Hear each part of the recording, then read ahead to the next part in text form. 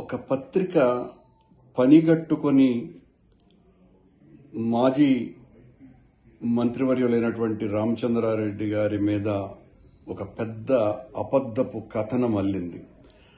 ఆ కథనాన్ని నిజంగా చూపించటం కోసమని పతాక శీర్షికలలో వేయటమే కాకుండా దాన్ని తెలుగుదేశం పార్టీ ప్రభుత్వానికి పూర్తిగా ఏదో గొప్ప విషయాలన్నింటినీ కూడా అందజేస్తున్నట్టుగా రాసి పనిగట్టుకొని గత కొద్ది కాలంగా ఆయన మీద ఆ పత్రిక విషప్రచారం చేస్తూనే ఉన్నది.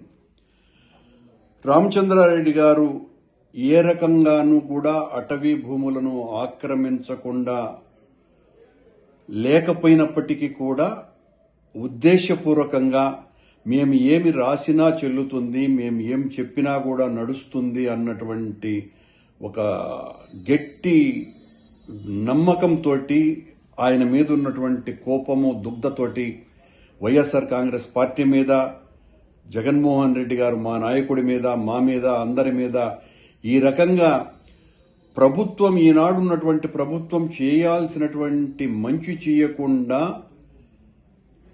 ఇలా వైఎస్ఆర్ కాంగ్రెస్ పార్టీ పాలన అంతా కూడా అరాచకమే జరిగింది అని ఇంకా ప్రజల్ని నమ్మించాలా అనేటువంటి ప్రచారంలో భాగంగానే ఈ రకంగా రామచంద్రారెడ్డి గారి మీద ఆ విషం చిమ్మింది. రామచంద్రారెడ్డి బేసిక్ గానే ఆయన ఈ రకమైనటువంటి అరాచకాలకి, ఆక్రమణలకు పూర్తి వ్యతిరేకమైనటువంటి వ్యక్తి. వైఎస్ఆర్ కాంగ్రెస్ పార్టీలో ఒక ప్రధానమైనటువంటి భూమికను పోషిస్తున్నటువంటి వ్యక్తి. రామచంద్రారెడ్డి గారిని దెబ్బతీస్తే వైఎస్ఆర్ కాంగ్రెస్ పార్టీని మరింత దెబ్బతీయొచ్చును అనేటువంటి ఆలోచనతోనే ఈ రకమైనటువంటి కుట్రలు కూటమి ప్రభుత్వం చేస్తున్నది. ఒకవైపు కూటమి ప్రభుత్వము, మరోవైపున వీళ్లను మోసేటువంటి ఈ ప్రచార ప్రసార మాధ్యమాలు పనిగట్టుకొని ఈ రకంగా మా పార్టీ నాయకులందరి మీద ఈ విషవాయువులు చిమ్ముతూ మీరు చేయాల్సినటువంటి ప్రజలకు ఇచ్చినటువంటి వాగ్దానాలను నెరవేర్చకుండా మా మీద విషం చిమ్మి బ్రతకాలని చూస్తే ప్రజలు ఏమాత్రం కూడా హర్షించరు. రామచంద్రారెడ్డి గారు ఆ కడిగిన ముత్యంలాగా మీరు ఏ రకమైనటువంటి విచారణ చేసుకున్నా కూడా ఆయన బయటికి వస్తాడు. నిన్న ఆయన ఛాలెంజ్ కూడా చేసినారు, నేను ఏ తప్పు చేయలేదని. దానికి పూర్తి వివరణ కూడా ఇవ్వటం జరిగింది.